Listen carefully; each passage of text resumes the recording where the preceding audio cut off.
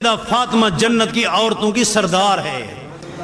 آتے ہوئے دیکھتے پیارے پیغمبر اٹھ کھڑے ہوتے، استقبال کرتے، ہاتھ پکڑتے، ہاتھ چومتے، چادر بچھاتے، لخت جگر کو بٹھاتے۔ سیدہ فاطمہ رضی اللہ تعالیٰ عنہ عظیم خاتون ہے، لیکن عقدہ یہ ہے کہ کیوں اہل بیت میں شامل ہے؟ ہاں اس لیے شامل ہے، حضرت علی رضی اللہ تعالیٰ کے بارے دوسرا ایک نقطہ یہ بھی تھا جو رہ گیا ہے کہ حضرت علی نبی کا داماد ہے، اس لیے اہل بیت میں ہے۔ حضرت علی نبی کا داماد ہے تو دوہرا داماد حضرت عثمان کیوں اہل بیت میں نہیں؟ حضرت زینب نبی کی بیٹی کا خامد ابو العاص کیوں نہیں ہے؟ ان کو بھی تو شامل کیا جائے۔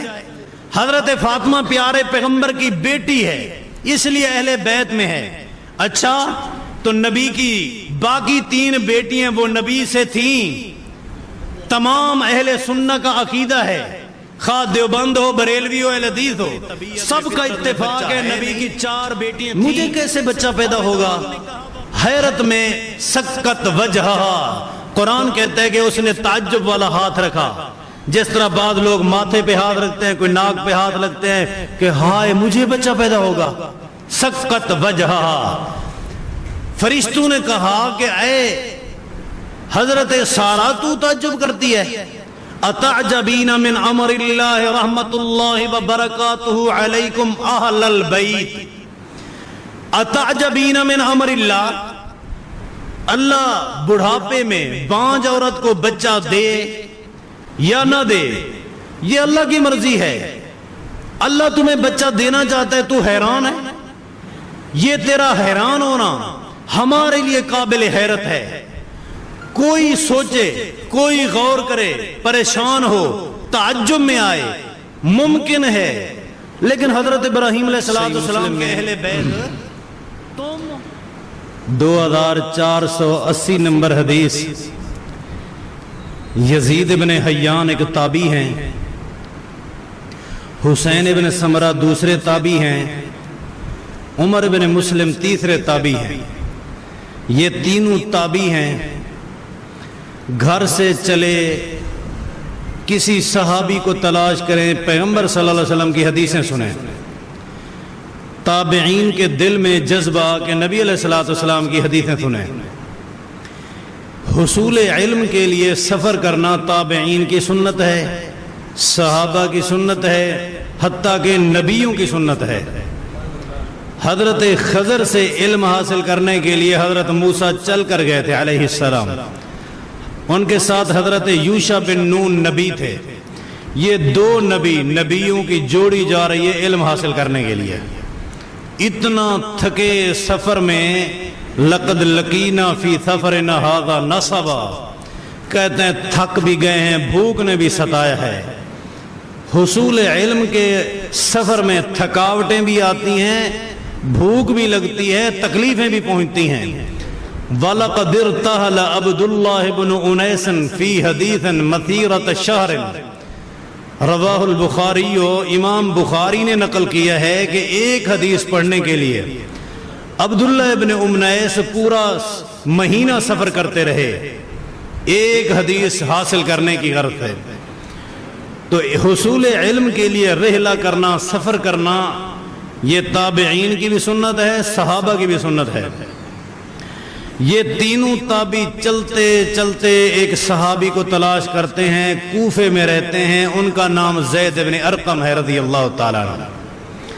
سیدنا زید بن ارقم رضی اللہ تعالیٰ عنہ سے ملاقات کرتے ہوئے کہتے ہیں کہ لقد لقیت یا زید خیرا کثیرا، اے زید بن ارقم اللہ نے آپ کو بہت بڑے انعامات سے نوازا ہے۔ ہم نے دیکھا ہے کہ آپ وہ شخصیت ہیں کہ صلیت خلفہ، پیارے نبی علیہ السلام کے آپ صحابی بنے۔ خالی صحابی ہونا کوئی چھوٹا اعزاز ہے، بہت بڑا اعزاز ہے۔ آپ پیارے پیغمبر صلی اللہ علیہ وسلم کے صحابی ہیں۔ دولت خرچ کرنے سے کوئی صحابی نہیں بن سکتا، عبادت روزے رکھنے سے کوئی صحابی نہیں بن سکتا، عہدے لے لینے سے، علم حاصل کرنے سے بھی کوئی صحابی نہیں بن سکتا، یہ اعزاز ہے۔ ذالک فضل اللہ یؤتیہ من یشاء۔ اے زید بن ارقم رضی اللہ تعالی عنہ، ہم لوگ تمہارے پیچھے نمازیں پڑھتے ہیں، یعنی صحابہ کے پیچھے نمازیں پڑھتے ہیں، آپ وہ خوش نصیب ہیں صلیت خلفہ، آپ نے پیارے پیغمبر کے پیچھے نمازیں پڑھی ہیں۔ کتنا بڑا اعزاز ہے۔ گھر میں نماز پڑھیں 1 کا ثواب ملے، مسجد میں جماعت کے ساتھ پڑھیں 27 کا ثواب ملے۔ مزید اعزاز بڑھایا جاتا ہے نیکی کو۔ اگر آپ مسجد نبوی میں پڑھیں تو 1000 نماز کا ثواب، بیت اللہ میں پڑھیں تو 1,00,000 کا ثواب۔ پھر امام الانبیاء ہو، مسجد نبوی ہو، کتنا بڑا اعزاز۔ امام الانبیاء ہو اور مکے کے اندر بیت اللہ کے اندر 1,00,000 نماز کا ثواب وہ، اور پیغمبر کے پیچھے پڑھنے کا اعزاز بھی آپ کو حاصل ہوا ہے۔ غزوت معہ، آپ نے پیارے پیغمبر صلی اللہ علیہ وسلم کے ساتھ غزوات بھی کیے ہیں۔ جنگ احد پر جانے لگے، نبی علیہ الصلوۃ والسلام نے منع کر دیا، تیری عمر چھوٹی ہے، نہیں جا سکتے۔ اس کے بعد جتنا جنگیں ہوئیں، سیدنا زید بن ارقم نے ایک جنگ بھی نہیں چھوڑی، حتیٰ کہ صحیح بخاری میں ہے کہ پیغمبر کے ساتھ اس نے 17 جنگوں میں حصہ لیا ہے۔ آپ کی مدنی زندگی 10 سالہ، 10 سال میں آپ نے غزوات کیے، سرایا کیے۔ محدثین نے، تاریخ دانوں نے، سیرت نگاروں نے جمع کیے ہیں 10 سال کی زندگی میں 28 غزوات ہیں جن میں پیارے پیغمبر بے نفس نفیس گئے تھے۔ 10 سال 28 جنگیں اور 55 سرایا ہیں جن میں پیارے پیغمبر نے فوج تو بھیجی، خود نہیں گئے۔ اب 10 سالوں کے دن شمار کریں اور ان غزوات کو تقسیم کریں، ایک سال میں کتنا غزوے اور سریے ہو رہے ہیں۔ اسلام پھیلانے کے لیے اللہ نے پیارے پیغمبر کو مواقع بھی دیے، ہمت قوت بھی دی اور جانشار بھی دیے، اور رحمت کے فرشتے بھی ساتھ دیے۔ 17 جنگوں میں نبی علیہ الصلوۃ والسلام نے 28 غزوات کیے۔ 28 میں سے سیدنا زید بن ارقم 17 میں شریک ہیں۔ اے زید بن ارقم رضی اللہ تعالی عنہ، آپ کو یہ اعزاز حاصل ہے۔ زید بن ارقم رضی اللہ تعالی عنہ کون ہیں؟ خزرج قبیلے سے تعلق ہے، مدینے میں پیدا ہوئے۔ نبی علیہ الصلوۃ والسلام کا کلمہ انہوں نے بیعت عقبہ کے بعد پڑھ لیا تھا۔ اللہ نے لمبی عمر دی۔ سیدنا زید بن ارقم رضی اللہ تعالی عنہ 2 کم 70 ہجری میں وفات پاتے ہیں، 2 کم 70 ہجری میں۔ اور یہ وہ خوش نصیب انسان ہے جس کی صفائی دینے کے لیے اللہ نے پوری قرآن کی سورت اتاری تھی۔ عبداللہ ابن ابی منافق نے پیغمبر کی گستاخی کی، اس زید بن ارقم نے جا کے پیغمبر کو بتا دی۔ جب نبی علیہ الصلوۃ والسلام نے پوچھا تو عبداللہ بن ابی منافق چرب لسان، اس نے محفل میں اس نوجوان بچے کو جھوٹا ثابت کر دیا۔ بچہ تھا چھوٹی عمر کا، وہ بڑی عمر کا تھا۔ لوگوں کی نظروں میں ثابت ہو گیا زید بن ارقم نعوذ باللہ جھوٹ بول چکے ہیں، عبداللہ بن ابی منافق سچا ہے۔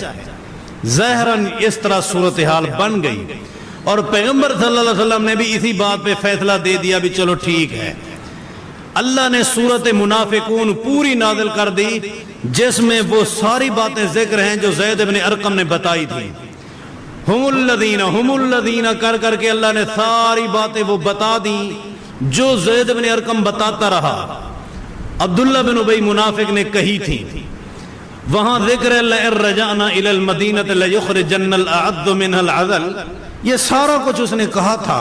لا تنفقوا علی من عند رسول اللہ، یہ سارا کچھ اس نے کہا تھا، لیکن زید بن ارقم رضی اللہ تعالیٰ عنہ کو الفاظ سے اس نے جھوٹا کر دیا، حقیقت میں تو سچے تھے۔ اللہ نے اسی زید بن ارقم کی فضیلت میں پوری قرآن کی سورت نازل کر دی۔ بہرحال بات کو آگے لے جانا ہے، اختصار کرتے چلیں۔ اے زید بن ارقم، آپ کو اللہ نے خیر کثیر عطا فرمائی ہے۔ اب ہماری درخواست یہ ہے کہ حدثنی ما سمعتہ من رسول اللہ صلی اللہ علیہ وسلم، آج ایک حدیث سنائیے، یا زیادہ حدیثیں جتنا ہو سکیں ہمیں سنائیں، لیکن ہماری شرط یہ ہے کہ وہ حدیثیں آپ نے کسی صحابی سے نہ سنی ہوں، डायरेक्ट पैगंबर से सुनी हो, क्योंकि सहाबा से भी तो सीखते थे ना, लेकिन वो हदीसें सुनाओ जो आपने डायरेक्ट रसूल से सुनी हैं। मुहद्दिसीन और उलमा जानते हैं इसको आली सनद कहते हैं। आली सनद का मतलब है कि नबी के साथ, नबी तक आपके वास्ते कम हूं, हदीस बयान करने वाले रावी कम हूं। यानी ताबी कहे कि मैंने सहाबी से सुना, सहाबी ने कहा नबी से सुना। अगर ताबी कहे मैंने एक ताबी से सुना, वो ताबी कहता मैंने सहाबी से, सहाबी कहता मैंने एक और उस्ताद सहाबी से सुना, उसने रसूल से, ये 4 वास्ते आ गए। ये नाजिल सनद है। आली ये है कि वास्ते कम हो जाएं, हदीस वो हो जो तूने डायरेक्ट सुनी हो ताकि हमारी आली सनद बने। हजरत ज़ैद बिन अरकम रज़ी अल्लाह तआला कहते हैं लक़द कबरत सिन्नी, मेरी उम्र बुढ़ापे के आलम को पहुंच चुकी है। वक़दिमत अहदी, प्यारे पैगंबर के साथ गुजारा हुआ जमाना काफी गुजर चुका है। अब मैं डर लगता है हदीस सुनाते हुए, डरता हूं।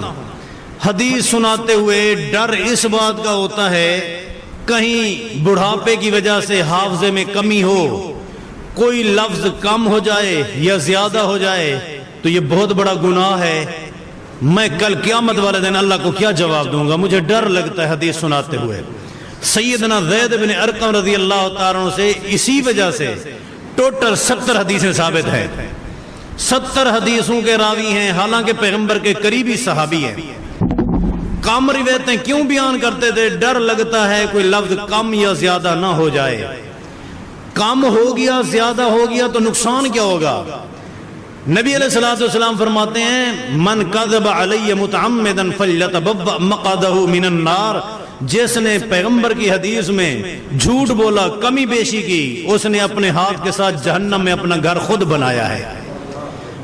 ये सहाबी डरते हैं हदीस बयान करते हुए लफ्ज में कमी बेशी ना हो जाए। और आज का मुसलमान कितना दलेर है, बात बात पे कह देता है ये भी हदीस है, ये भी हदीस है। ये इतना बड़ा जुर्रतमंद, तहकीक की है तूने, खुद पढ़ा है या किसी तहकीक वाले आलम से जाकर तूने तहकीक की है? नहीं, बस सुनी सुनाई बात है। आज मुझे एक आदमी सफर में कह रहा था जी हजरत फातिमा बड़ी शान वाली है, वाकई उसकी रूह कब्ज करने के लिए जिब्रील इजराइल ने, मलकुल मौत ने इनकार कर दिया, अल्लाह ने खुद उसकी रूह कब्ज की है। इन्ना लिल्लाहि व इन्ना ला हौला वला कुव्वता इल्ला बिल्लाह। ना कोई तहकीक, ना कोई झूठ पर झूठ, और ये भी हदीस में, ये भी हदीस में, ये भी हदीस में, इन्ना लिल्लाह। हालांकि तहकीक करनी चाहिए। नबी अलैहिस्सलातु वस्सलाम ने हदीस बयान करने से मना किया, तब बयान करो जब आपको रसूख हो, पुख्तगी हो। खामखा सुनी सुनाई बात को न कहो कि ये भी हदीस है। और इंटरनेट पे, फेसबुक पे झूठी बातें बना बना के तशहीर की जा रही है। और इंतहाई अलमिया तो ये है कि बात को आगे फैलाने के चक्कर में हैं, झूठ है या सच है तहकीक नहीं करते। मेरे पास एक आई बात, मैंने तुझे भेज दी, तूने और को भेज दी, अमल ना तू करेगा ना मैं करूंगा, अमल का जज्बा नहीं, ना तहकीक है ना अमल है, खाली भेजने के चक्कर में। अगर खाली मैसेज करने से जन्नत मिलती होती तो फिर ये कुरान हदीस अमल के लिए नहीं आया, किस काम के लिए आया है? ज़ैद बिन अरकम रज़ी अल्लाह तआला कहते हैं कि बुढ़ापा छा चुका है, हाफजा कमजोर हो चुका है, रसूल के साथ गुजरा हुआ जमाना काफी गुजर चुका है। अब मुझे डर लगता है हदीस बयान करते हुए। चलो आप आए हैं, मैं तुम्हें हदीस सुनाता हूं, लेकिन जितना मेरे पास होगा मैं सुना दूंगा, ज्यादा का तुम मुझे पाबंद न करना, मजबूर न करना। उन्होंने कहा ठीक है। कहते हैं कि एक दिन रसूलुल्लाह सल्लल्लाहु अलैहि वसल्लम काम फीना खतीबा, खतीब बनकर खड़े हुए। मकाम गमीर खुद आप सल्लल्लाहु अलैहि वसल्लम गदीर खुम मकाम पर थे। गदीर खुम मक्के और मदीने के दरमियान जगह है। और आप सल्लल्लाहु अलैहि वसल्लम ने खुतबा दिया। खुतबे के अंदर अल्लाह की हम्द बयान की। याद रखें, जिस खुतबे में अल्लाह की हम्द नहीं वो बरकत से खाली है। खुतबे से पहले अल्लाह की हम्द होनी चाहिए, पैगंबर पर दुरूद होना चाहिए। आप सल्लल्लाहु अलैहि वसल्लम ने हम्द व सना के बाद फिर फरमाया कि लोगो अला अय्युहन्नास, او لوگو انما انا بشر یوشک ان یاتینی رسول ربی، میں ایک بشر ہوں، ان قریب میرے پاس اللہ کا فرشتہ آنے والا ہے، مجھے کہے گا کہ اللہ کے پاس جانا ہے، میں اس کی بات مان لوں گا اور میں اللہ کے پاس چلا جاؤں گا۔ یہ کب کی بات ہے؟ حجۃ الوداع کے بعد راستے میں آتے ہوئے۔ حجۃ الوداع کے بعد کون سی تاریخ ہے ڈاکٹر صاحب؟ یہ تاریخ ہے ہجرت کا 10واں سال۔ پیارے رسول کریم صلی اللہ علیہ وسلم آ رہے ہیں، راستے میں وفات سے 2.5 مہینے پہلے کی بات ہے۔ آپ فرما رہے ہیں کہ یوشک ان یاتینی رسول ربی، ان قریب میرے پاس قاصد آن پہنچے گا، میں اللہ کے پاس جانا پسند کر لوں گا، لیکن تمہارے بارے میں 2 باتیں کہنا چاہتا ہوں، یہ یاد رکھنا۔ وہ 2 باتیں کیا ہیں؟ فرمایا انا تارک فیکم ثقلین، یہ مسلم شریف کی حدیث ہے، میں تمہارے اندر 2 ثقیل چیزیں چھوڑ کے جا رہا ہوں، ان کا خیال کرنا۔ اولہما کتاب اللہ، سب سے پہلی چیز قرآن و حدیث ہے۔ عام حدیث کی کتابوں میں ہے کہ ترکت فیکم امرین لن تضلوا ما تمسکتم بہما، کتاب اللہ و سنت رسولہ، ایک قرآن ہے ایک حدیث ہے، یہ 2 چیزیں۔ لیکن یہ مسلم شریف کی حدیث میں ہے کہ ایک چیز قرآن اور حدیث ہے، دوسری چیز وَإِطْرَتِي میرا اہل بیت رسول ہے۔ قرآن و حدیث کو مضبوطی سے پکڑو، اس کا آپ نے ترغیب دلائی، شوق دلایا، فضیلت بیان کی، مضبوطی سے پکڑنے والوں کے فضائل بیان کیے، نہ پکڑنے والوں کی مذمت فرمائی۔ آگے فرمایا وَأَهْلُ بَيْتِي، دوسرے نمبر پہ میں اہل بیت چھوڑ کے جا رہا ہوں۔ یہاں سے میری بات شروع ہونا چاہتی ہے کہ آج ہم نے دیکھنا ہے کہ اہل بیت کون ہیں۔ اہل بیت کو تعارف کے حوالے سے دیکھنا چاہتے ہیں۔ سیدنا حسین ابن سمرہ 3 تابعین میں سے ایک تابعی کا نام ہے حسین ابن سمرہ، وہ کہتے ہیں کہ اے زید ابن ارقم آج رک جائیں، میرا سوال ہے، میرے سوال کا پہلے جواب دیں۔ جی، عرض کرتے ہیں کہ لوگوں میں اختلاف ہے، مسئلہ حل کریں۔ الیس نساؤہ من اہل بیتہ، کیا پیارے پیغمبر کی بیویاں اہل بیت میں ہیں یا نہیں ہیں؟ یہ ہمارا مسئلہ حل کریں۔ من اہل بیت ہی، پیارے پیغمبر کا اہل بیت ہیں کون؟ بس یہ ہمیں وضاحت کر دیں۔ اہل بیت کسے کہتے ہیں؟ اہل بیت کا لفظی معنی ہوتا ہے گھر والے۔ جو گھر میں بیٹھی ہے لوگ کہتے ہیں وہ گھر والے نہیں ہیں، بیوی گھر والوں میں سے نہیں ہے، کیا وہ اہل بیت میں شامل ہے یا نہیں؟ سیدنا زید بن ارقم رضی اللہ تعالیٰ نے جو جواب دیا مسلم میں موجود ہے، فرماتے ہیں کہ نساؤہ من اہل بیت ہی، پیغمبر کی بیویاں اہل بیت میں ہیں، وضاحت کے ساتھ مسلم شریف میں نساؤہ من اہل بیت ہی، نبی کی بیویاں اہل بیت ہیں۔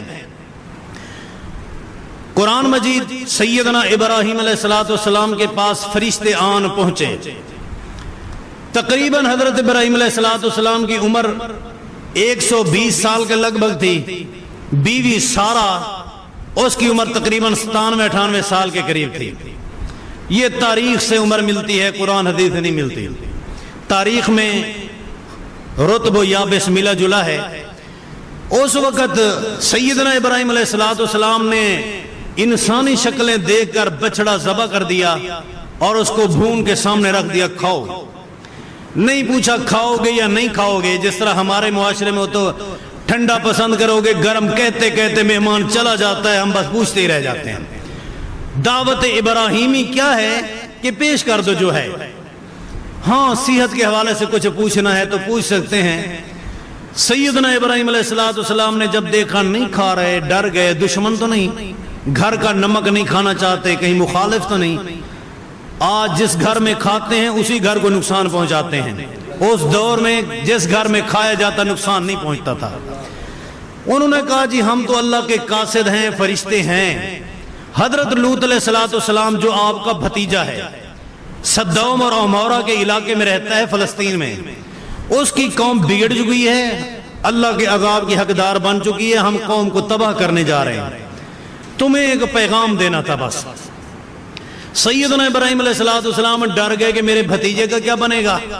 انہوں نے کہا آپ کے بھتیجے کو اور اس کے ماننے والوں کو ہم نجات دے کر باقی قوم کو تباہ کریں گے، یاد رکھیں حضرت لوط علیہ السلام نبی ہیں، حضرت ابراہیم کے بھتیجے ہیں، اور میرے ابراہیم نبی کے امتی بھی ہیں۔ آج بعض جاہل لوگ چکر چلاتے ہیں کہ جو نبی ہوتا ہے دوسرے نبی کا امتی نہیں بن سکتا، اس کا امتی ہونا قرآن میں ثابت ہے۔ حضرت ابراہیم علیہ السلام کا ذکر کرتے کرتے اللہ نے فرمایا فآمن لہ لوط، حضرت ابراہیم پر حضرت لوط ایمان لے آئے تھے۔ مانا حضرت لوط علیہ السلام امتی بھی ہیں، نبی بھی ہیں۔ حضرت ہارون علیہ السلام نبی بھی ہیں، حضرت موسیٰ کے امتی بھی ہیں، اور قیامت کے قریب حضرت عیسیٰ علیہ السلام نبی پہلے تھے، قیامت کے قریب امتی بن کر آئیں گے۔ اصل ان کا مفروضہ یہ ہوتا ہے کہ حضرت عیسیٰ نبی ہیں، امتی نہیں بن سکتے۔ انکار حدیث اصل ان کے دماغوں میں رچی بسی بات ہے۔ حضرت ابراہیم علیہ السلام کو خوشخبری سناتے ہیں کہ اللہ تمہیں بیٹا دے گا۔ 86 سال کی عمر میں ایک بیٹا ملا تھا، وہ مکے میں رہتا ہے، اس کا نام حضرت اسماعیل ہے، اس کی امی کا نام حضرت ہاجرہ، وہ تو ادھر چلے گئے۔ اب گھر کے اندر ایک حضرت ابراہیم ہے علیہ السلام، ایک ان کی بیوی حضرت سارہ ہے، کوئی اور بیٹا نہیں، کوئی داماد نہیں، کوئی بیٹی نہیں، کوئی نواسے نہیں، کوئی پوتے نہیں، صرف 2 بندے گھر میں ہیں۔ حضرت سارہ نے جب سنا کہ بڑھاپے میں مجھے بچہ پیدا ہوگا، آج تلک میں نے کبھی بچہ جنا نہیں، میں بانجھ ہوں، میری طبیعت میں فطرت میں بچہ ہے نہیں، مجھے کیسے بچہ پیدا ہوگا؟ حیرت میں سکت وجہا، قرآن کہتا ہے کہ اس نے تعجب والا ہاتھ رکھا، جس طرح بعض لوگ ماتھے پہ ہاتھ رکھتے ہیں، کوئی ناک پہ ہاتھ رکھتے ہیں کہ ہائے مجھے بچہ پیدا ہوگا۔ سکت وجہا، فرشتوں نے کہا کہ اے حضرت سارہ تو تعجب کرتی ہے، اتعجبین من امر اللہ رحمت اللہ وبرکاتہ علیکم اہل البیت، اتعجبین من امر اللہ، اللہ بڑھاپے میں بانجھ عورت کو بچہ دے یا نہ دے یہ اللہ کی مرضی ہے، اللہ تمہیں بچہ دینا چاہتا ہے، تو حیران ہے؟ یہ تیرا حیران ہونا ہمارے لیے قابل حیرت ہے۔ کوئی سوچے، کوئی غور کرے، پریشان ہو، تعجب میں آئے، ممکن ہے، لیکن حضرت ابراہیم علیہ السلام کے اہل بیت تم حیران کیوں ہو رہے ہو؟ تم نے تو حضرت ابراہیم پہ آگ کو گلزار بنتے دیکھا، آج تمہیں حیرت کیوں؟ معجزے تم دیکھتے آ رہے ہو، انہونے کام ہوتے دیکھ رہے ہو، تمہارے لیے یہ حیرت کی بات کیوں؟ اتعجبین من امر اللہ، اللہ کے فیصلے پہ تعجب کرتی ہے، حیرت کرتی ہے۔ رحمت اللہ وبرکاتہ، تیروں پر اللہ کی رحمت ہو اور برکتیں ہوں، علیکم اہل البیت۔ تعجب کون کر رہی تھی؟ حضرت سارہ۔ تعجبین مؤنث کا صیغہ ہے، عورت کو خطاب ہے، اے عورت اتعجبین من امر اللہ، تو ابراہیم کا اہل بیت۔ اب حضرت ابراہیم کے گھر میں نواسے نہیں، مانا کہ اہل بیت میں بیوی شامل ہے، اہل بیت میں بیوی ہی شامل ہے، بیٹی اور نہیں، بیٹا نہیں، داماد نہیں، کوئی رشتہ دار نہیں، ایک ہی بیوی ہے۔ قرآن نے اس کو اہل بیت کہا ہے، ثابت ہوا قرآن سے کہ اہل بیت بیوی پر بولا جاتا ہے، لیکن اہل بیت ہوتے فرما بردار ہیں، مسلمان ہیں، کافر اہل بیت نہیں ہوتے۔ حضرت نوح علیہ السلام نے فرمایا کہ میرا بیٹا ڈوب رہا ہے، اللہ یہ میرے اہل بیت سے ہے۔ اللہ نے فرمایا انہو لیس من اہلک، یہ تیرے اہل بیت سے نہیں ہے، کیونکہ جو کافر ہے، گناہگار ہے، مشرک ہے، وہ اہل بیت رسول سے نہیں ہوتا۔ اہل بیت مومن ہوتے ہیں، کافر نہیں ہوتے۔ حضرت موسیٰ علیہ السلام مدین سے چلے، مصر سے چلے، مدین گئے، وہاں حضرت شعیب نے بیٹی کا نکاح دے دیا، 10 سال حق مہر میں بکریاں چراتے رہے۔ اب بیوی بچوں کو لے کر جا رہے تھے مصر کی طرف، راستے میں شدید سردی کی وجہ سے پریشان۔ حضرت موسیٰ علیہ السلام نے دیکھا وہاں روشنی ہے پہاڑوں میں، اپنی بیوی کو کہتے ہیں وَقَالَ لِأَهْلِهِ أُمْكُثُوا، اے میرا اہل بیت، قرآن کہتے ہیں وَقَالَ مُوسَىٰ لِأَهْلِهِ، اے میرے اہل بیت امکثوا، یہاں ٹھہرو، میں جاتا ہوں، روشنی سے کوئی انگارہ لے آؤں گا، آگ جلائیں گے، ہاتھ سیکیں گے، اور راستہ بھولے ہوئے ہیں، وہاں سے مصر کا راستہ بھی کسی سے پوچھ لیں گے۔ یہ الگ بات ہے وہاں نہ آگ تھی نہ بندے تھے. پہاڑی میں پہنچے تو اللہ نے فرمایا انی انا ربک، میں تیرا رب تیرے سے بات کر رہا ہوں. فخلع نعلیک، جوتے اتارو، انک بالواد المقدس طویٰ. لیکن میں یہ ذکر کر رہا ہوں کہ اہل بیت قرآن کہتا ہے بیوی. پیارے پیغمبر کی بیویوں میں سے ایک بیوی حضرت زینب بنت جہش ہے رضی اللہ تعالیٰ عنہ، جس کا نکاح اللہ نے عرش پہ پڑھایا. فلما قضا زید منہا وطرا زوجناکہا، سورۃ احزاب میں ان کے نکاح کا ذکر ہے. حضرت انس بن مالک رضی اللہ عنہ کہتے ہیں جتنا نبی پاک نے ولیمہ حضرت زینب کی شادی پہ کیا کہیں اور نہیں کیا. کسی بیوی کے نکاح پر آپ نے اتنا بڑا ولیمہ نہیں کیا.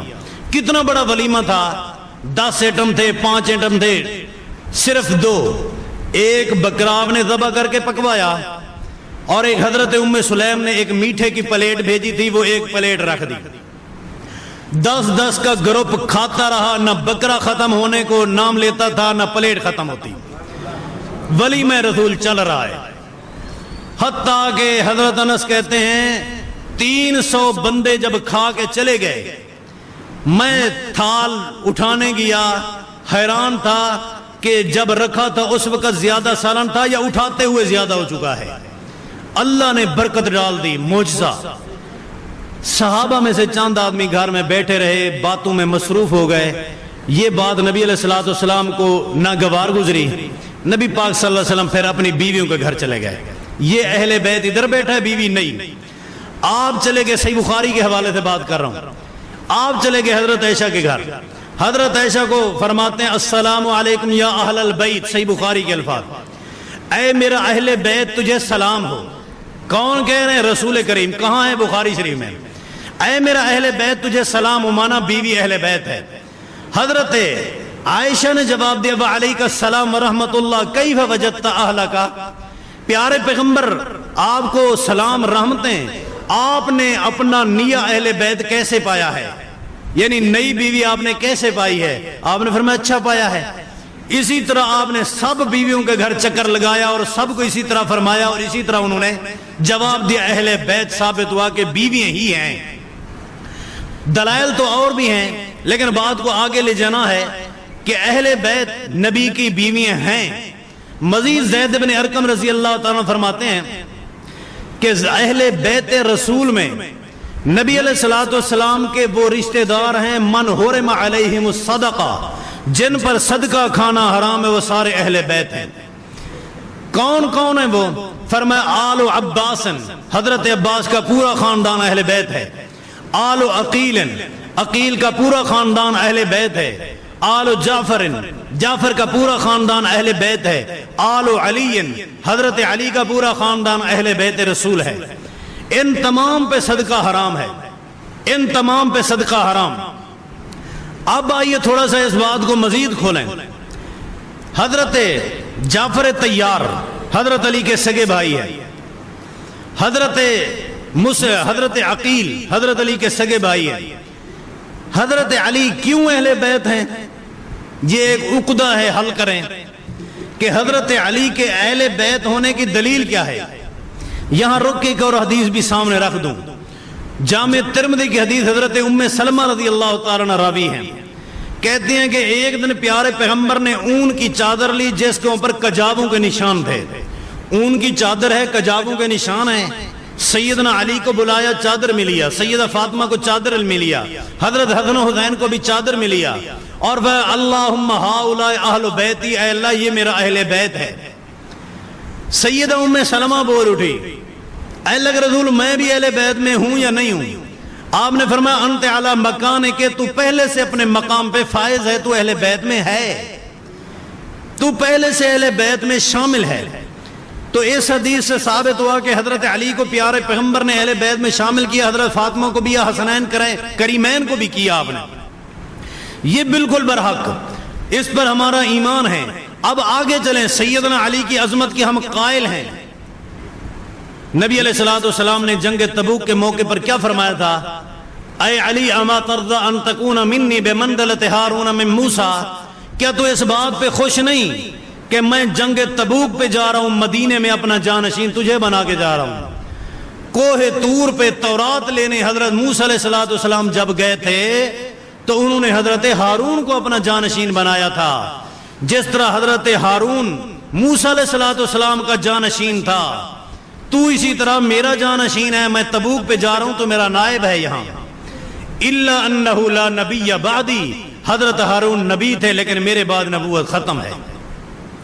حضرت علی رضی اللہ تعالیٰ عنہ جب پیارے پیغمبر ہجرت کر رہے تھے، ہجرت کے وقت پیغمبر کے گھر امانتیں پڑی تھیں، کس نے دی؟ مکے کے کافروں نے امانتیں رکھی تھی۔ اے کفار مکہ، مشرکین مکہ، اپنے رشتہ داروں کے پاس امانتیں رکھو۔ وہ کہتے ہیں کہ امانت و صداقت جو پیغمبر سے نظر آتی ہے وہ ہمارے رشتہ داروں میں بھی نہیں ہے۔ پوری کائنات نے مانا کہ پیغمبر صادق بھی ہے، امین بھی ہے۔ سب نے کس کو امین کہا؟ سب نے امین کہا رسول اللہ صلی اللہ علیہ وسلم کو، اور ہجرت کی رات جاتے ہوئے پیغمبر نے اپنا امین کس کو بنایا؟ نبی نے کس کو امین قرار دیا کہ اے علی تو میرا امین ہے، یہ میری امانتیں تو پہنچا کے آنا۔ سارے لوگوں نے امین بنائے پیارے پیغمبر کو، پیغمبر نے امین بنائے علی المرتضی رضی اللہ تعالیٰ عنہ کو۔ علی رضی اللہ عنہ جاؤ یمن کے قاضی بنو، میں قاضی نو عمر کیسے بنوں گا؟ ہاتھ رکھا پیغمبر نے، فرمایا اللہ اس کا سینہ فیصلوں کے لیے کھول دے اور ہدایت پہ چلا دے۔ حضرت علی رضی اللہ عنہ کے فیصلے آج تک مشہور ہیں، باقاعدہ حضرت علی کے فیصلوں پہ کتابیں لکھی جا چکی ہیں۔ سیدنا علی کی عظمت بالکل ہے، لیکن ہم سوال ہی اس لیے اٹھا رہے ہیں تاکہ بات سمجھیں۔ اے میرے پیارے بھائیو، میری بات کے مخاطب وہ لوگ نہیں جو اہل سنہ نہیں ہیں، میری بات کے مخاطب صرف اہل سنہ ہیں۔ اہل سنہ میں اہل حدیث ہوں یا اہل دیوبند ہوں یا بریلوی ہوں، سب کے ذہن میں ایک تصور ہے، لفظ اہل بیت جب بولا جاتا ہے بس یہ 5 مراد ہیں، المصطفیٰ والمرتضیٰ وابناہما والفاطمہ۔ ایک پیارے پیغمبر ہے، ایک حضرت علی ہے، ایک حضرت فاطمہ ہے اور حسنین کریمین ہے۔ جب بھی اشتہار پہ نام ہوتا ہے کہ عظمت صحابہ اور اہل بیت کانفرنس، سب کے ذہن میں یہ ہوتا ہے کہ ان 5 میں سے کسی نہ کسی کی شان بیان کی جائے گی۔ کسی کو سٹیج پہ خطیب کو بھی موضوع دے دیں اہل بیت تو وہ بھی ان میں سے 5 میں سے کسی نہ کسی کو چھیڑے گا یا سب کو لے گا۔ ہم سنی ہونے کے باوجود، اہل سنہ ہونے کے باوجود، پھر بھی ہمارا تصور وہ اہل تشیع والا۔ ہمیں تو اپنے عقیدے کو جانچنا چاہیے، پرکھنا چاہیے کہ اہل بیت ہیں کون۔ سب سے پہلے مسلمانوں کی مائیں ہیں، پیارے پیغمبر کی بیویاں ہیں۔ نمبر 2، اہل بیت میں حضرت علی رضی اللہ عنہ ہیں۔ حضرت علی کیوں اہل بیت ہے؟ حضرت علی کے اہل بیت ہونے کی ایک دلیل یہ ہے کہ پیارے پیغمبر کے چچے کا بیٹا ہے۔ مان لیا حضرت علی تو چچے کا بیٹا ہے، حضرت جعفر جو اس کا سگا بھائی ہے وہ چچے کا بیٹا کیوں نہیں؟ اس کو اہل بیت سے کیوں نکالتے ہو؟ وہ نکالیں، چلو ان کا عقیدہ ان کے پاس، اہل سنہ کہلوانے والے وہ کیوں نکالتے ہیں؟ حضرت عقیل رضی اللہ تعالیٰ عنہ جنگ موتا میں شریک ہوئے تھے، وہاں ان کی بینائی ختم ہو گئی تھی، اس کے بعد گھر میں بیٹھ گئے۔ اللہ نے اولاد تو کثیر دی تھی لیکن نامور ایک بیٹا ہوا، سفیر حسین حضرت مسلم ابن عقیل زیادہ مشہور ہوئے۔ کیا وہ اہل بیت میں کیوں نہیں ہے؟ ابو طالب کا بیٹا ہو، حضرت علی اہل بیت میں ہو، ابو طالب کا بیٹا ہو، عقیل وہ اہل بیت میں کیوں نہیں؟ ابو طالب کا دوسرا بیٹا حضرت جعفر طیار جنگ موتا میں لڑتے لڑتے جواہر دکھاتے ہوئے وہاں شہید ہو گئے۔ ان کی پوری شہادت اللہ نے سکرین پہ پیارے پیغمبر کو دکھا دی، رسول کریم دیکھ بھی رہے ہیں اور زارو قطار رو بھی رہے ہیں۔ جنگ کا پورا میدان لگ رہا ہے، لوگ جنگ لڑ رہے ہیں، حضرت جعفر کس طرح لڑ رہے ہیں، کس طرح گر رہے ہیں، شہید ہو رہے ہیں، پیارے پیغمبر زارو قطار رو رہے ہیں۔ جب جعفر کے خاندان کو پتہ چلا رونے لگے، کوہرام مچا، اتنا پریشان ہوئے کھانا تک بھول گیا۔ پیارے پیغمبر نے فرمایا اسنعوا لآل جعفر طعاما، لوگوں کھانا پکا کے جاؤ، جعفر کے گھر والوں کو کھلا کے آؤ۔ حضرت جعفر رضی اللہ عنہ کے رشتہ دار غمگین رو رہے ہیں۔ پیارے نبی علیہ الصلوۃ والسلام نے فرمایا کہ جاؤ حضرت جعفر کہ گھر والوں کو بتاؤ کہ حضرت جعفر کو اللہ نے جنت میں 2 پر لگا دیے ہیں، وہ جنت میں سیریں کر رہا ہے۔ کیوں کہتے ہو طیار کا معنی اڑنے والا، وہ جنت میں اڑ رہا ہے، جنت میں سیریں کر رہا ہے۔ حضرت جعفر طیار رضی اللہ تعالیٰ عنہ، حضرت جعفر کو اللہ نے بیٹے دیے، ان بیٹوں کو اہل بیت میں کیوں نہیں شمار کیا جاتا؟ وہ بھی تو اہل بیت ہیں۔ حضرت علی رضی اللہ عنہ کیوں اہل بیت میں ہیں؟ چچے کا بیٹا ہے۔ تھوڑا روک کر مزید سمجھیں، چچے کا بیٹا ہونا اہل بیت کی نشانی اور علامت ہے۔ بیٹا ہو تو وہ اہل بیت، باپ کیوں نہ بنے، چچا کیوں نہ بنے اہل بیت؟ نبی کے چچے اہل بیت میں کیوں نہیں؟ کیا حضرت حمزہ مسلمان نہیں ہوا تھا؟ اس کو اہل بیت سے کیوں نکالا جاتا ہے؟ حضرت عباس رضی اللہ تعالیٰ عنہ مسلمان نہیں ہوئے تھے؟ نبی علیہ السلام کے ہر غم میں شریک رہتے تھے۔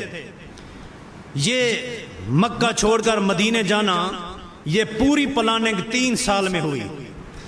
اس کی ہر میٹنگ میں جہاں پیارے پیغمبر مدینے والوں سے میٹنگ کرتے، شرطیں طے کرتے، ہر میٹنگ میں اپنے چچے عباس کو بٹھایا کرتے تھے۔ اگرچہ اس نے اعلان اسلام کا نہیں کیا تھا، لیکن ہمدرد تو تھا، پیارے پیغمبر اس کو ساتھ بٹھاتے تھے۔ جنگ بدر میں کفار کے ساتھ تلوار اٹھا کے آیا، دل میں مسلمان ہیں، اوپر سے اسلام نہیں ہے۔ 70 قیدیوں میں گرفتار ہو گئے، مشقیں کس دی گئیں۔ رات کو صحابہ نے بدر کے میدان میں دیکھا کہ رات کافی بیت چکی ہے، پیغمبر بستر پہ بے چین ہے، نیند نہیں آ رہی، کروٹیں بدل رہے ہیں۔ پوچھتے ہیں اللہ کے رسول ماجرا کیا ہے؟ آپ نے فرمایا کہ العم صنف ابی، چچا باپ کے درجے پہ ہوتا ہے۔ میرے چچے عباس کی مشکیں جب کسی گئیں تو اس کے کراہنے کی آوازیں میں نے سنی، وہ میرے کانوں میں گونج رہی ہے۔ چچے کی پریشانی مجھے نیند نہیں کرنے دیتی۔ اللہ اکبر، انصاف کے پیکر پیغمبر۔ جو 69 کے ساتھ سلوک ہوگا وہ 70 پیارے پیغمبر کے چچے 17ویں کے ساتھ بھی وہی سلوک ہوگا۔ یہ نہیں کہا کہ تمہارے 69 کو پکڑا جائے، جکڑا جائے، میرے چچے کو چھوڑ دیا جائے، نہیں۔ دل میں تکلیف ہے، بے چینی ہے، نیند نہیں آ رہی، لیکن پھر بھی انصاف برقرار ہے۔ صحابہ پیارے پیغمبر کا سکون چاہتے تھے، انہوں نے جا کے اس کی مشکیں کھول دیں اور پیارے پیغمبر کو فرمایا کہ آرام سے سکون سے سو جائیں، آپ کا چچا اب سکون کی حالت میں ہے۔ جس کا کراہنا اور تکلیف محسوس کرنا پیارے پیغمبر کی نیند کھا گیا، نیند چاٹ کر گیا، اس چچے عباس کو اہل بیت سے کیوں نکالا جاتا ہے؟ بنو امیہ کی حکومت کے بعد، بنو امیہ کی حکومت کے بعد حضرت عباس کے خاندان نے 500 سال خلافت کی ہے۔ 500 سال تک حضرت عباس کا خاندان خلافت کرتا رہا۔ یہ ہارون الرشید، متوکل باللہ، معتصم باللہ، یہ سارے حکمران اسی دور کے ہیں، حضرت عباس کے خاندان سے ہیں۔ حضرت علی کیوں اہل بیت ہیں؟ چچے کا بیٹا ہے۔ تو عبداللہ کیوں نہیں ہے؟ عبداللہ بھی تو حضرت عباس چچے کا بیٹا ہے نا۔ نبی نے رات کی تنہائیوں میں اٹھ کے دعا کی، اللہ اللہم فقہہ بالدین، اے اللہ اس عبداللہ کو دین کی سمجھ عطا فرما۔ اس عبداللہ ابن عباس کو کیوں اہل بیت سے نکالا جاتا ہے؟ اہل سنہ کے لیے میری باتیں ہیں کہ اہل سنہ اپنے عقیدے کو پہچانے۔ حضرت عباس کا خاندان اہل بیت میں ہے، عبداللہ ابن عباس اہل بیت میں ہے۔ حضرت عبید اللہ بن عباس، حضرت عباس کا بیٹا عبید اللہ رضی اللہ تعالیٰ عنہ، یہ بھی اہل بیت سے ہے۔ قسم بن عباس، حضرت عباس کے بیٹے کا نام قسم ہے، وہ بھی اہل بیت سے ہے۔ فضل بن عباس، فضل بھی حضرت عباس کا بیٹا ہے، وہ اہل بیت میں کیوں نہیں؟ حضرت علی رضی اللہ تعالیٰ عنہ اہل بیت میں ہیں، بالکل سچ ہے، کوئی شک نہیں ہے۔ لیکن حضرت علی رضی اللہ تعالیٰ عنہ اس لیے اہل بیت ہیں کہ چچے کے بیٹے ہیں۔ پھر چچوں کو کیوں نکالا جاتا ہے جو مسلمان ہوئے تھے؟ چچے کی اولاد کو کیوں نکالا جاتا ہے جو کہ مسلمان ہوئے تھے؟ وہ بھی تو اہل بیت میں سے ہی ہیں، ان کو بھی اہل بیت میں ہی تسلیم کیا جائے۔ اور یہ حضرت زید بن ارقم رضی اللہ عنہ کی حدیث صحیح مسلم میں موجود ہے اور صراحت ہے۔ حضرت علی رضی اللہ عنہ کے بعد آئیے حضرت فاطمہ کیوں اہل بیت ہے رضی اللہ تعالیٰ عنہ؟ حضرت فاطمہ پیارے پیغمبر کو بڑی پیاری تھی۔ آپ نے فرمایا ان فاطمہ بضعۃ منی، فاطمہ میرے جگر کا ٹکڑا ہے۔ من آذاہا فقد آذانی، جس نے میری فاطمہ کو تکلیف دی اس نے مجھے تکلیف دی ہے۔ جس نے مجھے تکلیف دی اس نے اللہ کو تکلیف دی ہے۔ سیدہ فاطمہ الزہرا بہت بڑی عظیم خاتون، بشرنی جبریل بان فاطمہ بنت محمد صلی اللہ علیہ وسلم سیدۃ نساء اہل الجنہ، سیدہ فاطمہ جنت کی عورتوں کی سردار ہے۔ آتے ہوئے دیکھتے پیارے پیغمبر اٹھ کھڑے ہوتے، استقبال کرتے، ہاتھ پکڑتے، ہاتھ چومتے، چادر بچھاتے، لخت جگر کو بٹھاتے۔ سیدہ فاطمہ رضی اللہ تعالیٰ عنہا عظیم خاتون ہے، لیکن عقدہ یہ ہے کہ کیوں اہل بیت میں شامل ہے؟ ہاں اس لیے شامل ہے، حضرت علی رضی اللہ تعالیٰ کے بارے دوسرا ایک نقطہ یہ بھی تھا جو رہ گیا ہے کہ حضرت علی نبی کا داماد ہے، اس لیے اہل بیت میں ہے۔ حضرت علی نبی کا داماد ہے تو دوہرا داماد حضرت عثمان کیوں اہل بیت میں نہیں؟ حضرت زینب نبی کی بیٹی کا خامد ابو العاص کیوں نہیں ہے؟ ان کو بھی تو شامل کیا جائے۔ حضرت فاطمہ پیارے پیغمبر کی بیٹی ہے، اس لیے اہل بیت میں ہے۔ اچھا تو نبی کی باقی 3 بیٹیاں وہ نبی سے تھیں، تمام اہل سنت کا عقیدہ ہے، خواہ دیوبند ہو، بریلوی ہو، اہل حدیث ہو، سب کا اتفاق ہے نبی کی 4 بیٹیاں تھیں۔ اور قرآن نے کہا وہ بناتی کا، عربی میں جمع کا لفظ 3 یا 3 سے اوپر پر بولا جاتا ہے، بنات جمع ہے، ڈاکٹر صاحب کو تو جگہ، بنات جمع ہے، بنات کا لفظ جمع معنی کیا ہے کہ نبی کی 3 سے زیادہ بیٹیاں تھیں، تو حضرت زینب نبی کی بیٹی، حضرت فاطمہ اہل بیت میں اس لیے کہ نبی کی بیٹی، حضرت زینب نبی کی بیٹی ہے وہ کیوں نہیں؟ حضرت رقیہ نبی کی بیٹی ہے وہ اہل بیت میں کیوں نہیں؟ حضرت ام کلثوم نبی کی بیٹی ہے وہ اہل بیت میں کیوں نہیں؟ ان کو بھی تو شامل کیا جائے، ان کی اولادوں کو بھی شامل کیا جائے۔ حسنین کریمین کیوں اہل بیت سے ہیں؟ اس لیے کہ پیارے پیغمبر کے نواسے ہیں، نواسے ہیں، ٹھیک ہے بالکل برحق، اور ہمارا بھی ایمان ہے کہ نواسے اہل بیت میں ہیں۔ سیدہ شباب اہل الجنہ، جنت کے جوانوں کے سردار ہیں۔ آپ نے فرمایا تھا اللہم انی احبہما فاحبہما واحب من یحبہما، اے اللہ حسن حسین سے میں نبی پیار کرتا ہوں، اے اللہ تو بھی پیار کر، اللہ جو میرے نواسوں سے پیار کرے اللہ ان سے بھی پیار کر۔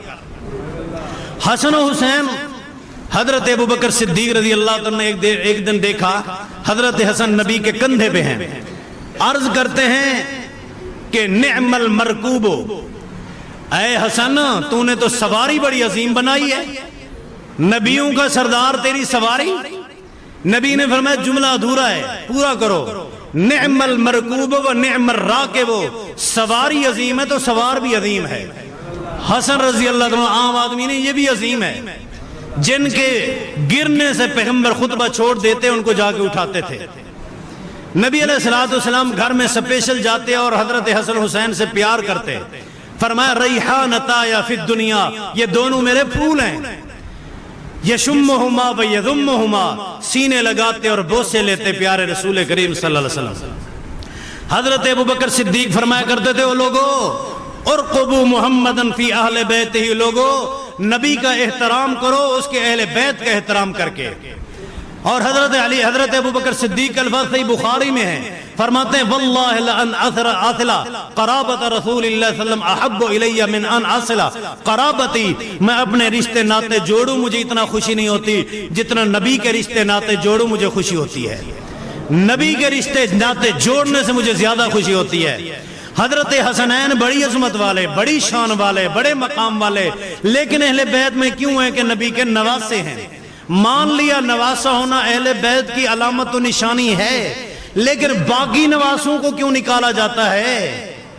حضرت زینب کی اولاد وہ نواسے نہیں تھے، ان کو کیوں نکالا جاتا ہے؟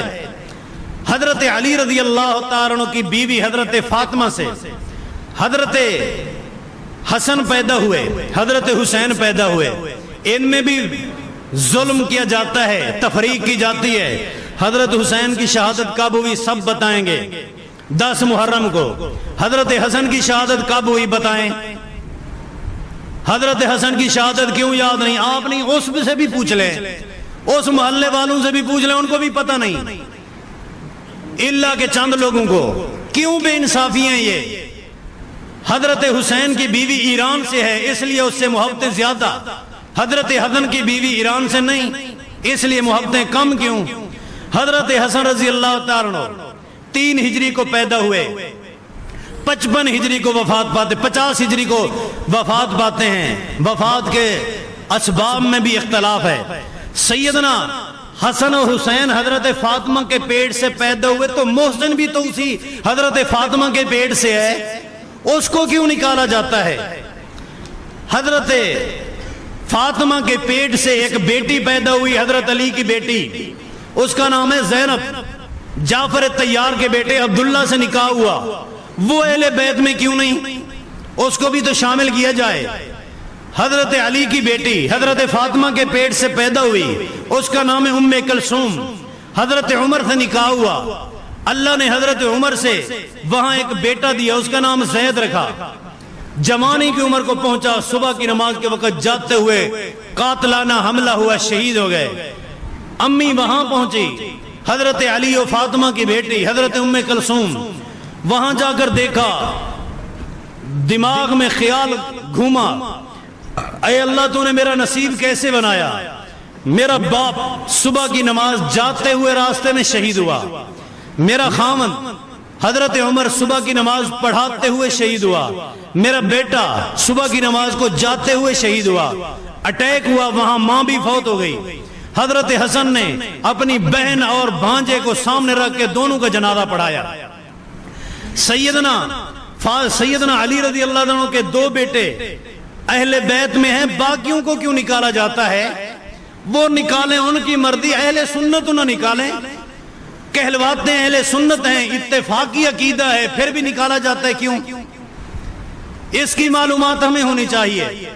सैयदना हसन और हुसैन नवासे हैं, अहले बैत से हैं।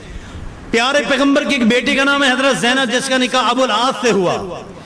उसको अल्लाह पाक ने एक बेटा दिया, उसका नाम अली रखा गया, मशहूर हुए अली ज़ैनबी। हजरत मोहम्मद सल्लल्लाहु अलैहि वसल्लम का ये नवासा है अली ज़ैनबी।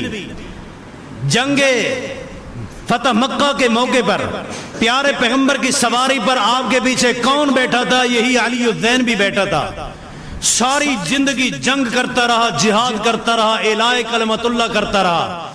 सारी जिंदगी लड़ते लड़ते मुल्क शाम में जंग यरमुक में बहादुरी के जवाहर दिखाते दिखाते जामे शहादत नोश किया, शहीद हो गए। ये भी प्यारे पैगंबर का नवासा है। इसको अहले बैत ने अहले बैत से क्यों निकाला या नहीं निकाला? तो इससे मोहब्बत क्यों नहीं? अहले बैत से मोहब्बत हमारा जुज़्व ईमान है। फिर अहले बैत का तारुफ भी तो होना चाहिए, अहले बैत हैं कौन? अहले बैत में हजरत ज़ैनब का ये बेटा, इसी तरह हजरत ज़ैनब को अल्लाह पाक ने एक बेटी दी, उसका नाम था उमामा रज़ी अल्लाह ताला। प्यारे पैगंबर की नवासी है। अक्सर व बेशतर घर की नमाज में प्यारे पैगंबर के ऊपर बैठ जाती, सजदे की हालत में नबी पाक सजदा लंबा कर देते, हत्ता के जब वो खुद ब खुद उतर जाती फिर सजदे से उठा करते थे। एक जंग में बहुत बड़ा कीमती सोने का हार, मोतियों का हार आया, सबकी निगाहें उठी, यह हार किसको मिलेगा? हत्ता के पूछने वाले सब्र न कर सके, मुंह से कह दिया कि अल्लाह के रसूल ये किसको देंगे? आपने फरमाया ये उसको मिलेगा जिससे मैं सबसे ज्यादा मोहब्बत करता हूं। लोगों ने फैसला कर लिया कि ये हार तो गया आयशा के घर रज़ी अल्लाह ताला अन्हा, क्योंकि प्यारे पैगंबर सबसे ज्यादा मोहब्बत ही हजरत आयशा से करते हैं। ये तो गया उधर ही, सब ने दिल में सोच लिया। लेकिन कुछ देर गुजरने के बाद आपने फरमाया कि मेरी नवासी उमामा को ले आओ। छोटी उमामा को लाया गया। इमाम उल अंबिया ने अपने दस्ते मुबारक से हजरत उमामा के गले में वो हार सजाया। उस उमामा को अहले बैत में मानो और हैं और उससे मोहब्बत करो। सैयदा उमामा रज़ी अल्लाह ताला अन्हा, हजरत फातिमा रज़ी अल्लाह ताला अन्हा जब वफात के वक्त वसीयत करती हैं, वो वसीयत क्या थी? हजरत फातिमा रज़ी अल्लाह ताला अन्हा की जिंदगी गमों से भरी हुई है, जिंदगी गमों से भरी हुई है। सैयदा फातिमा बेटी के लिए सबसे बड़ा सहारा दुनिया में माँ होती है। دنیاوی اسباب سے ماں بڑا سہارا ہوتی ہے، لیکن سیدہ فاطمہ کی شادی سے 5 سال پہلے ماں وفات پا گئی. شادی سے 5 سال پہلے وفات پا گئی ماں. اللہ نے 3 بھائی دیے تھے، تینوں حضرت فاطمہ کی زندگی میں وفات پا گئے. حضرت فاطمہ کو اللہ نے 3 بہنیں دی تھی، تینوں حضرت فاطمہ کی زندگی میں وفات پا گئی. کس سے گلے لگ کر اپنے غم بانٹے؟ غم اپنا کم کس کے ساتھ کرے؟ ایک محبت کا سہارا امام الانبیاء تھے. نہ ماں زندہ رہی، نہ تینوں بہنیں زندہ رہیں، نہ تینوں بھائی زندہ رہے. اب ایک ہی سہارا امیدوں کا، امام الانبیاء. وہ بھی داغ مفارقت دے کے جب وفات پا جاتے ہیں، سیدہ فاطمہ کے لیے دنیا ایک بہت بڑی اجیرن ہو گئی، مشکل ہو گئی. سیدہ فاطمہ روتے روتے 6 ماہ کے بعد وہ بھی وفات پا جاتی ہیں، زندہ نہ رہ سکی. یہی تو وجہ فرماتے ہیں صبت علیہ مصائب لو انہا صبت علی الایام سرن لیالیا. میرے اوپر مصیبتوں کے پہاڑ آئے ہیں، پہاڑ آئے. سیدہ فاطمہ نے جب دیکھا کہ اب زندگی سے مایوس ہو چکی ہوں، امید کی کرن ختم ہو چکی ہے، نصیحت کرتے ہیں، وصیت کرتے ہیں، اے علی رضی اللہ تعالیٰ عنہ، میرے بعد آپ نے شادی تو کرنی ہے، لیکن شادی کس سے کریں گے؟ میری بہن حضرت زینب کی بیٹی امامہ سے کرنا. حضرت علی نے پھر اسی سے شادی کی تھی. وہ بھی تو اہل بیت میں ہے، اس کو بھی اہل بیت میں شامل کیا جائے، اور ہیں، اور ان سے محبت کرنی چاہیے. جب ہمارا عقیدہ ہے کہ اہل بیت سے محبت ہمارا جزو ایمان ہے، تو پھر اہل بیت کا تعارف بھی ہونا چاہیے. یہ میں نے مختصر تعارف کروایا ہے اہل بیت کا. یعنی اہل بیت ایک سمندر ہے، سمندر سے چڑیا کی چونچ سے بھی کم میں نے آپ کو تعارف دیا ہے. تعارف تو اس سے مزید ہے. ہمارا عقیدہ ہے اہل بیت سے پیار کرو، جو اہل بیت سے محبت نہیں کرتا اس کا ایمان ناقص ہے. ہمارا عقیدہ ہے وہ نماز قبول نہیں ہوتی جس نماز میں اہل بیت پر درود اور رحمت کی دعا نہ بھیجی جائے. اللہم صلی علی محمد وعلی آل محمد، آل محمد اہل بیت محمد. اللہم بارک علی محمد وعلی آل محمد. نماز نہیں جس میں اہل بیت پہ درود اور رحمت نہ بھیجی جائے، وہ جنازہ نہیں جس میں اہل بیت کے لیے دعا نہ کی جائے، وہ خطبہ نہیں برکت سے خالی ہے جس میں اہل بیت پر رحمت کی دعا نہ کی جائے. امام احمد بن حنبل کو 3 حکمرانوں نے یکے بعد دیگرے سزائیں دیں، جیل میں رکھا. اور سزائیں کتنا دیں جس کا اس مختصر ٹائم میں تو میں وضاحت نہیں کر سکتا. بس اتنا بتاتا ہوں کہ امام بخاری رحمہ اللہ جیل میں جاتے ہیں، دیکھتے ہیں وہ کوڑا جو امام احمد بن حنبل پہ برسایا جاتا، دیکھ کے چیخ اٹھے. فرمایا کہ اگر یہ کوڑا ہاتھی کی پیٹھ پہ برسایا جاتا وہ بھی چنگاڑ کے بھاگ جاتا. اتنا بڑا کوڑا. اور مارنے کے لیے بعض اوقات یہ ترتیب ہوتی بادشاہوں کی، حکمرانوں کی، کہ مثال 50 کوڑا مارنا ہے، 50 جلاد لے کے آؤ، ایک نہ ہو. کیونکہ پہلی ضرب میں جو طاقت ہوتی ہے دوسری دفعہ اتنا طاقت نہیں ہوتی. ہر جلاد ایک کوڑا مار کے ہٹ جائے. کوڑا جب اٹھتا خون کے فوارے اٹھتے. امام احمد بن حنبل رحمہ اللہ کا جرم کیا تھا؟ یہی فرماتے تھے کہ اللہ کی کلام اللہ کی صفت ہے. وہ کہتے تھے نہیں، اللہ نے جس طرح زمین کو بنایا، آسمان کو بنایا، تجھے مجھے بنایا، اللہ نے اپنی کلام کو بھی تخلیق کیا ہے. حضرت امام احمد بن حنبل کہتے تھے نہیں، بولنا یہ اللہ کی صفت ہے، یہ مخلوق نہیں ہے. اور امام احمد بن حنبل حق پہ تھے. جب رہا ہوئے کسی دوست نے حجت میں کہہ دیا کہ امام صاحب آپ پر ظلم کرنے والے یہ تینوں بادشاہ، اگر کوئی بھی ان کا گناہ نہ ہو، خالی تیروں پر ظلم کرنے والا گناہ ان کو جہنم لے جانے کے لیے کافی ہے. احمد بن حنبل نے کہا غلط کہا تو نے. جب مجھے ایک کوڑا لگتا دوسرے کوڑے سے پہلے میں ان کا جرم معاف کر دیتا تھا.